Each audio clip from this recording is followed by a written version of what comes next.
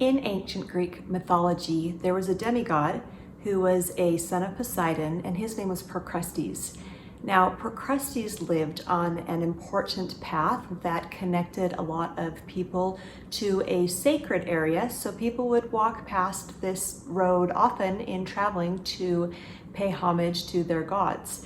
And he would invite people to stay at his house, and it was told that he had a bed. And when he would put people in this bed, if they didn't fit the exact measurements of his bed, he would either stretch them to fit, or he would hack off their limbs so that they would fit into this bed. That's so barbaric. Why are you telling me this? When researchers start with the Procrustean method of already knowing the answer and having a predefined solution, they will stretch the truth and ignore evidence to the contrary. This is known as confirmation bias. When we look at information and we only accept or consider the evidence that confirms what we already believe. It doesn't matter how smart you are or if you're liberal or conservative. You are first and foremost human. This means that you are also biased toward yourself, your beliefs, and your values. Bias is simply when we think in a way that leads us to be wrong. It's unavoidable and hard to recognize. There are literally hundreds, if not thousands, of different types of bias. But one of the most familiar to us is called confirmation bias. This is when, for example, you see some politician on TV denying that the climate is changing and only legitimizes the facts that support her or his point of view. But why does this happen, and why is it in our nature to see the evidence on only our side of the table? Our brains have to understand a shitload of data, but it can't. So instead, it takes shortcuts so that we can focus on what we think are the most important bits. These shortcuts are stored deeply in our unconscious mind and is the reason we create stereotypes. For example, when we grow up, we mostly see men as leaders and women as caretakers. Think about it. Can you name one female US president? How about one actor that is typecast as a stay-at-home dad? Because of these life experiences, our brains create patterns and store them in our elephants or our unconsciousness. These patterns then turn into generalized thoughts and expectations about most things, in this case of men and women. It turns out that in many cases, these generalized thoughts are wrong. Women can make pretty great leaders and men can be amazing stay-at-home dads. A theory in evolutionary psychology says we evolved our ability to reason as a way to further our social agendas, justify our actions, and defend the groups we belong to. Why? Groups that work well together often beat groups that are made up of selfish individuals. In a way, we are all self-righteous hypocrites. Part of this means we often find evidence that supports a belief that we already have, rather than looking for the evidence that opposes our already held belief. And everybody is prone to this kind of confirmation bias, this video included. So confirmation bias is when you seek out or only believe evidence that confirms the view that you already have. A famous example that they did is an experiment that they did at Stanford University. So they took a bunch of students, and half of the students were pro death penalty and the other half were against the death penalty. And they had these students read a series of articles that talked about the death penalty, and they told the students, okay, these articles here are pro death penalty and these articles here are anti-death penalty. And then they asked the students what they thought of the articles, and as you would expect, the students who were pro-death penalty found the articles that were also pro-death penalty to be really convincing and really well argued. They said, these just make sense. These have good research done on them, and these are great articles. And then they said that the articles that were against their opinion just, they found a lot of weaknesses in the articles. They found a lot of holes in them. They felt that they weren't very convincing at all. And the same held true for the students who were against the death penalty, that they found the articles that supported their view to be a lot more accurate and a lot more convincing. So of course it was an experiment, so the joke was kind of on them because all of the articles that they gave them were specifically selected to be neutral in tone, like they weren't pro or anti the death penalty. And yet the students reading an article thinking that it was pro death penalty, who believed in the death penalty, they saw a lot of evidence to support their views, and vice versa with the other students. which suggests that not only do we have confirmation bias, that when we look at something, we only look for views that confirm what we already believe. What's more than that, we will actually see what isn't there.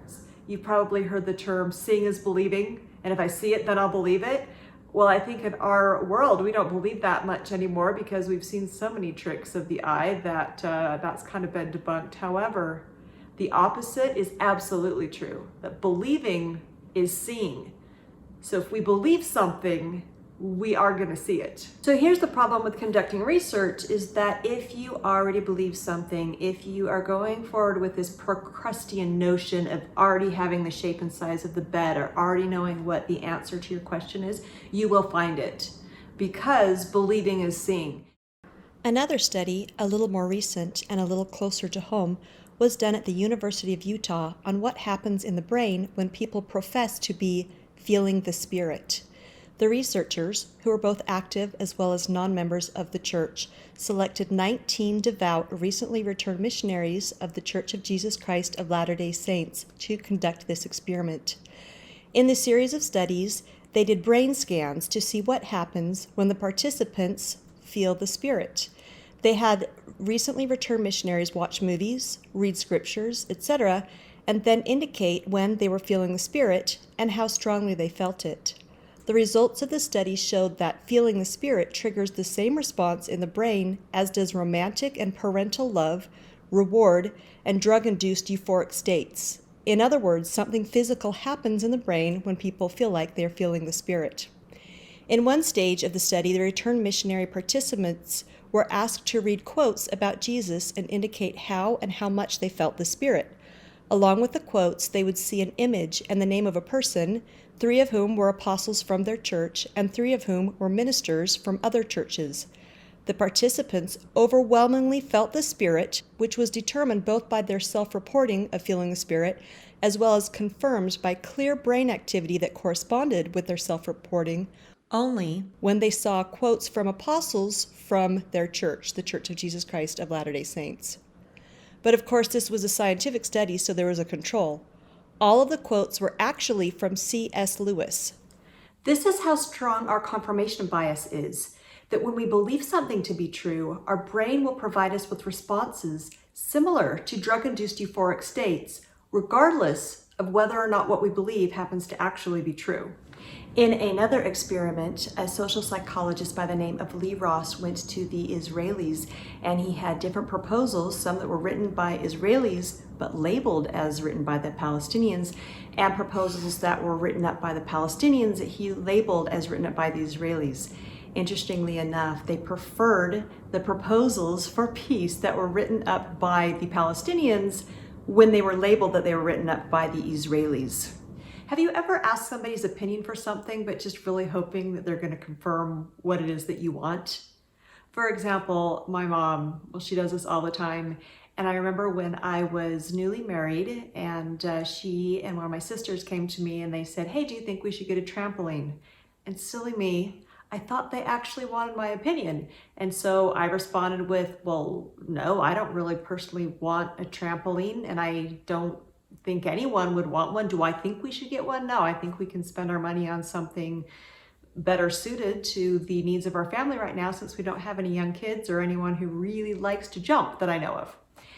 When I said this, both my mom and my sister just shut me down immediately and kind of attacked me for being so difficult and awful.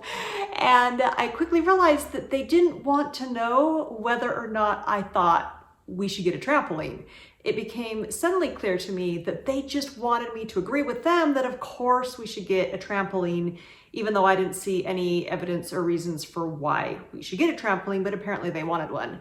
And I've noticed this many times throughout my life when people ask for your opinion, and I've learned to kind of stop for a minute and be like, sometimes I'll even ask, now, do you really want my opinion? Or do you just want me to confirm what you're looking for? So here is some advice just on a practical standpoint. If you ask someone for their opinion, you don't ask them unless you really want it. Just say, "Hey, I'm thinking of getting a trampoline, and I just want you to tell me that that's a good idea so that I can feel good about this decision." Just say that, right? If that's what you really want. And of course, the same goes for me too. I have to remember that if I ask my husband, for example, hey, do you want to make plans for the weekend? And he says no, that he's not really interested in doing that. I can't really be frustrated with him for not confirming what I'm hoping to hear him say. So if I am hoping to make plans for the weekend, a much better approach would be to say, hey, I've been feeling really cooped up this week. Would it be okay if we go out? And definitely with research, if you start with that preconceived notion of what you want to argue and you already have the Procrustean bed, the exact size and shape, if you have your argument in mind and look for confirming evidence, you are going to miss out on a lot of factual, important evidence, and you're not going to know the whole truth. Let's look again at that Procrustean bed. Rather than take whatever research you like and facts you enjoy and data that supports the size of your bed and what you already believe, first ask a question and then do the research and then build the bed based on what evidence you actually find. Let's go back to our Procrustean research beds from earlier. Rather than just assume that vaccines are dangerous and look into any confirming evidence to support that view, ask yourself the question, are vaccines safe? Are they effective? Look into all of the different alternatives before coming to a conclusion. The same thing goes for gun control. And maybe if you feel that it's unconstitutional, you should look into the reasons for why so many people support it. If you feel that gender is binary, meaning that we have two genders, man and women, and that people fit very comfortably into those categories, go do the research and discover what it is that you are missing.